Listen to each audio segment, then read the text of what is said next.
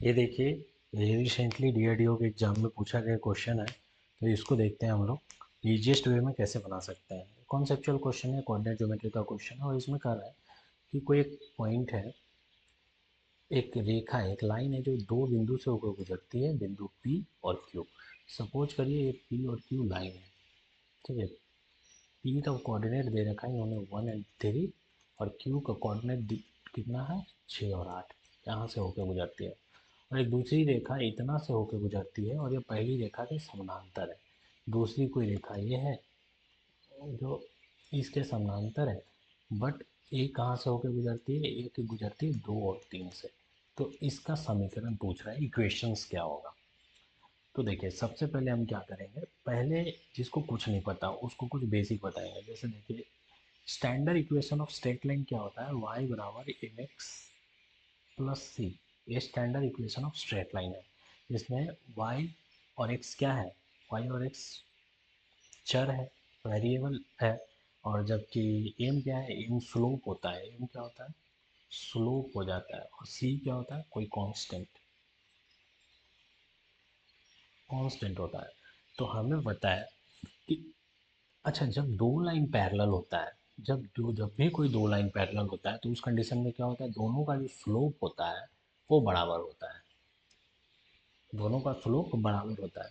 ये कॉन्सेप्ट आपको पता होना चाहिए कि यदि दो लाइन पैरेलल हो, यदि लाइन ए बी का स्लोप m1 हो और ए सी डी का स्लोप m2 हो, पैरेलल हो दोनों लाइन, तो क्या हो जाएगा, स्लोप बराबर होगा। और यदि परपेंडिकुलर हो दोनों लाइन, तो उस सिचुएशन में क्या होगा, स्लोपों का जो मल्टीपल होगा वो -1 होगा। ठीक है। अब क्वेश्चन ये उठता है, कितने को तो पता ही नहीं है कि स्लोप क्या है।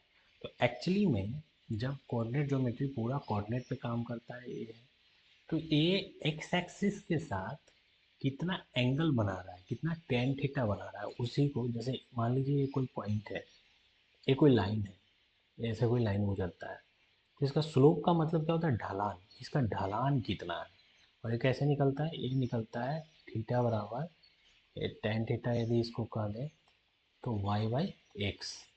ये एक्स एक्सिस के साथ कितना एंगल से नीचे जा रहा है या ऊपर जा रहा है, या इसका एक्स एक्सिस का बेसिक इसका एंगल कितना है, उसी को स्लोप कहते हैं। तो स्लोप समझ गए, दो लाइन पैरेलल होगा तो दोनों का स्लोप क्या होगा, बराबर होगा, है ना। जस्ट इमेजिन कि यहाँ से एक और लाइन खींचा जाता तो उसका भी स्लोप बराबर ही होता है, एक और लाइन इसके पैरेलल खींचा जाए तो उसका भी स्लोप बराबर ही हो जाएगा। तो ये चीज़ तो हमें समझ में आ गई कि इनका स्लोप जो है दोनों लाइन का बराबर होगा। लेकिन अब यहाँ से क्या कुछ पता चल रहा है, नहीं पता चल रहा है।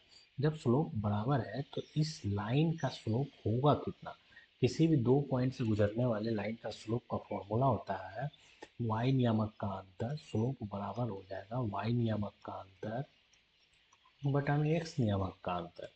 और ये हमेशा पॉजिटिव होना चाहिए।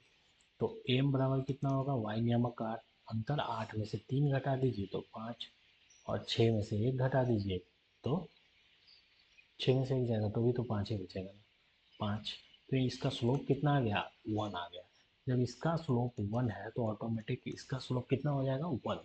और एक बात हमने अभी बताई कि स्टैंडर्ड इक्वेशन ऑफ लाइन कितना होता है, y बराबर एम एक्स प्लस सी। तो y बराबर m तो 1 है, x हो जाएगा और प्लस सी। अब इस लाइन का जो इक्वेशन हो गया वो कितना हो गया, y बराबर X plus C. But c क्या था, c कांस्टेंट था, और इस कांस्टेंट को निकालने के लिए हमें 2 और 3 का यूज करना पड़ेगा। इस इक्वेशन में 2 और 3 को देने पे c निकलेगा। इस इक्वेशन में यदि हम 2 और 3 को दें तो y बराबर 3, 2 प्लस सी। तो c का वैल्यू कितना आ गया, c का वैल्यू 1 आ गया। तो यहाँ से हम कह सकते हैं कि इस लाइन का इक्वेशन कितना हो गया, y बराबर X plus 1। This is whole concept of straight line in coordinate geometry. ठीक है। तो बेसिक चीज़ों को मैंने बहुत ही छोटी सी वीडियो में बताने की कोशिश की है। Thank you.